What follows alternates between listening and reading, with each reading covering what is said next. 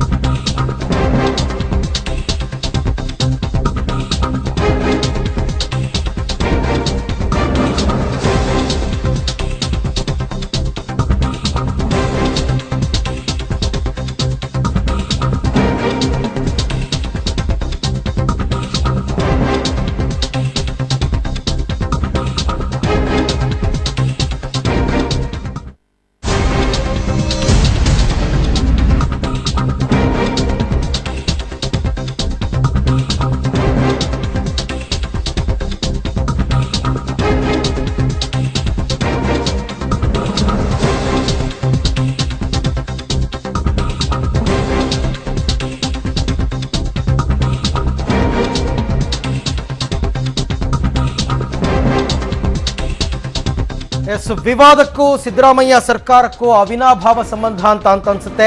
ಯಾಕೆಂತಂದ್ರೆ ವಿವಾದವನ್ನ ಮೈ ಮೇಲೆ ಎಳ್ಕೊಂಡು ರಾಜೀನಾಮೆ ಕೊಟ್ಟಂತಹ ವ್ಯಕ್ತಿ ಕೇವಲ ಮೇಟಿ ಅವರು ಮಾತ್ರ ಅಲ್ಲ, ಆರಂಭದಿಂದಲೂ ಕೂಡ ನೋಡ್ತಾ ಹೋದ್ರೆ ನೀವು ಮೊದಲಿಗೆ ಸಂತೋಷ್ ಲಾಡ್ ಗಣಿಗಾರಿಕೆ ವಿಚಾರದಲ್ಲಿ ರಾಜೀನಾಮೆಯನ್ನ ಕೊಡ್ತಾ ಬರ್ತಾರೆ. ಅದಾದ ನಂತರ ಡಿವೈಎಸ್ಸಿ ಗಣಪತಿ ಆತ್ಮಹತ್ಯೆ ಕೇಸ್ನಲ್ಲಿ KJ ಜಾರ್ಜ್ ಹೋಮ್ ಮಿನಿಸ್ಟರ್ ಆಗಿದ್ರು, ಅವರು ರಾಜೀನಾಮೆಯನ್ನ ಕೊಡ್ತಾರೆ. ಶೆಣೈ ಅವರಿಗೆ ಧಮಕಿ ಹಾಕಿದಂತಹ ಪ್ರಕರಣದಲ್ಲಿ ಕಾರ್ಮಿಕ ಸಚಿವರಾಗಿದ್ದಂತಹ ಪರಮೇಶ್ವರ್ ನಾಯಕ್ ರಾಜೀನಾಮೆಯನ್ನ ಕೊಡ್ತಾರೆ. ಅದಾದ ನಂತರ ಶಿಕ್ಷಣ ಸಚಿವ ತನ್ವೀರ್ ಸೇಠ್ ಅವರು ಜಸ್ಟ್ ಎಸ್ಕೇಪ್ ಆಗಿರ್ತಾರೆ. ಅಶ್ಲೀಲ ವಿಡಿಯೋ ಒಂದನ್ನು ನೋಡಿ ಜಸ್ಟ್ ಎಸ್ಕೇಪ್ ಆಗ್ತಾರೆ. ಇದು ಮಿನಿಸ್ಟರ್ಗಳ ವಿಚಾರ. ಆದರೆ ಇದನ್ನ ಮೀರಿದಂತಹ ವಿಚಾರ ಅಂದ್ರೆ ಮುಖ್ಯಮಂತ್ರಿ ಮತ್ತು ಮಹದೇವಪ್ಪನವರ ಆಪ್ತರ ಮನೆಯಲ್ಲಿ ನಡೆದಂತಹ IT ರೇಡ್ನಲ್ಲಿ ಕೋಟಿ ಹಣ ಸಿಗ್ತಾ ಹೋಗುತ್ತೆ. ಇವರೆಲ್ಲರೂ ಕೂಡ ಮುಖ್ಯಮಂತ್ರಿ ಅವರ ಕೃಪಾ ಕಟಾಕ್ಷದಿಂದ ಆಯಕಟ್ಟಿನ ಸ್ಥಳಗಳಲ್ಲಿ ಕೂತಂತಹ ವ್ಯಕ್ತಿಗಳು ಅಂತಕ್ಕಂಥದ್ದು.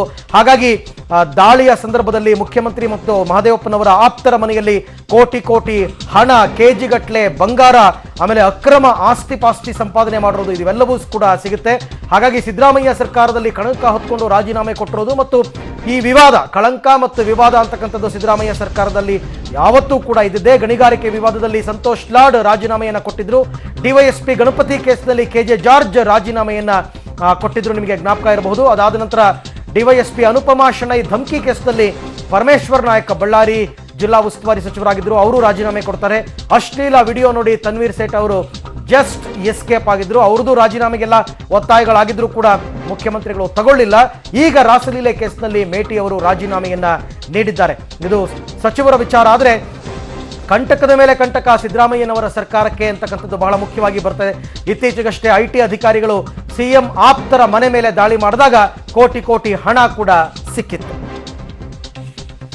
ಎಸ್ ಭಾಸ್ಕರ್, ಇದನ್ನ ನೋಡ್ತಾ ಹೋದ್ರೆ ಸರ್ಕಾರಕ್ಕೆ ಅಂದ್ರೆ ನಮ್ಮ ಕಳೆದ ಬಾರಿ ಚುನಾವಣೆಯಲ್ಲಿ ಜನರು ಬಹುಮತ ಕೊಟ್ಟು ಕಳಿಸಿದಂತಹ ಸರ್ಕಾರ ಇದು, ಆಯ್ತಾ. ಕಳೆದ ಬಾರಿ BJP ಅವರೇನೋ ಸಾಕಷ್ಟು ಭ್ರಷ್ಟಾಚಾರ ಮಾಡಿದ್ರು, ಅನ್ಯಾಯ ಮಾಡಿದ್ರು, ಸಿದ್ದರಾಮಯ್ಯನವ್ರ ಬಗ್ಗೆ ಸಾಕಷ್ಟು ನಂಬಿಕೆ ಇತ್ತು, ಒಳ್ಳೆಯ ಆಡಳಿತ ಕೊಡ್ತಾರಪ್ಪ ಇವರು. ಹಾಗಾದ್ರೆ ಇವತ್ತಿಗೆ 3.5 ವರ್ಷ ಮುಕ್ತಾಯ ಆಗ್ತಾ ಬಂತು ಅವರ ಅಧಿಕಾರದ ಅವಧಿ. ಈಗೇನನ್ಸುತ್ತೆ, ಈಗೇನು ಹೇಳ್ತಾರೆ ಜನ ಅಂತ?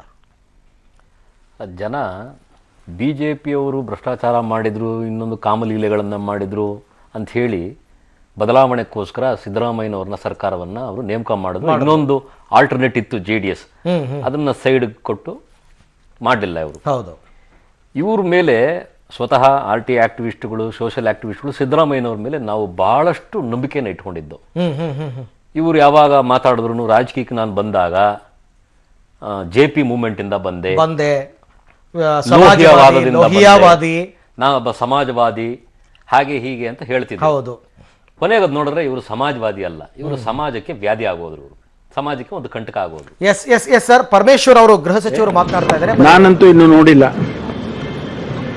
ಈಗಾಗಲೇ ಅವರು ಮುಖ್ಯಮಂತ್ರಿಗಳಿಗೆ ರಾಜೀನಾಮೆಯನ್ನ ಸಲ್ಲಿಸಿದ್ದಾರೆ ಅಂತೇಳಿ ಹೇಳ್ತಾ ಇದ್ದಾರೆ. ನಾನು ಇನ್ನೂ ಮುಖ್ಯಮಂತ್ರಿಗಳ ಜೊತೆಯಲ್ಲಿ ಸಂಪರ್ಕ ಮಾಡಿಲ್ಲ. ನಾನು ಬೆಳಗಿನಿಂದಲೂ ಕೂಡ ಕಾರ್ಯಕ್ರಮದಲ್ಲಿದ್ದೆ. ಅದು ಸತ್ಯಾಸತ್ಯತೆಗಳು ಈಗಾಗಲೇ ಎಲ್ಲರ ಗಮನಕ್ಕೆ ಬಂದಿದ್ದಾವೆ. ಖಂಡಿತವಾಗಿ ಮುಖ್ಯಮಂತ್ರಿಗಳು ಕ್ರಮ ತಗೊಳ್ತಾರೆ. ಪಕ್ಷದ ವತಿಯಿಂದ ನಾವು ನಮ್ಮ ಹಿರಿಯ ಪದಾಧಿಕಾರಿಗಳನ್ನು, ಹಿರಿಯ ಮುಖಂಡರುಗಳನ್ನು ಸಂಪರ್ಕ ಮಾಡಿ ಚರ್ಚೆ ಮಾಡ್ತೀನಿ. ಚರ್ಚೆ ಮಾಡಿ ಅವರೊಬ್ಬ ಶಾಸಕರಾಗಿರೋದ್ರಿಂದ ಇದನ್ನು ನಾವು ನಮ್ಮ ವರಿಷ್ಠರ ಗಮನಕ್ಕೆ ತರಲೇಬೇಕಾಗ್ತದೆ. ತಂದ ನಂತರ ನಮಗೇನು ನಮ್ಮ ಪರಿಮಿತಿಯಲ್ಲಿ ಅವಕಾಶ ಇದೆ ಅದು ಆ ರೀತಿಯಲ್ಲಿ ಕ್ರಮ ತಗೊಳ್ತೀನಿ. ಸಿಡಿನೇ ಇಲ್ಲ ಅಂತ ಒಂದು ವಿಶ್ವಾಸದಿಂದ ನೀವು ಹೇಳ್ತಾ ಇದ್ರಿ, ಸಿಡಿ ಬಿಡುಗಡೆ ಆಗಲಿ ನೋಡಿ ಗೊತ್ತಿರಲಿಲ್ಲಲ್ಲ. ನಮ್ಗೆ ಗೊತ್ತಿದ್ರೆ ನಾವು ಇಲ್ಲ ನೋಡಿದೀವಿ ನಾವು ಅಂತ ಹೇಳ್ಬೋದಿತ್ತು.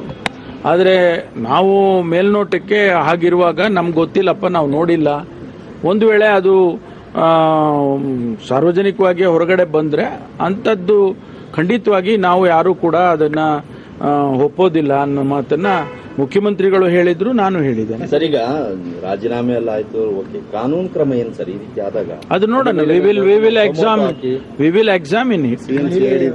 ಅಲ್ಲಲ್ಲ, ವಿ ವಿಲ್ ಎಕ್ಸಾಮಿನ್ ಇಟ್. ನಾನು ಮುಖ್ಯಮಂತ್ರಿಗಳ ಜೊತೆ ಚರ್ಚೆ ಮಾಡ್ತೀನಿ. ನಂತರ ಏನ್ ತೀರ್ಮಾನ ತಗೊಳ್ಬೇಕು ಅದನ್ನು ತಗೊಳ್ತೀವಿ.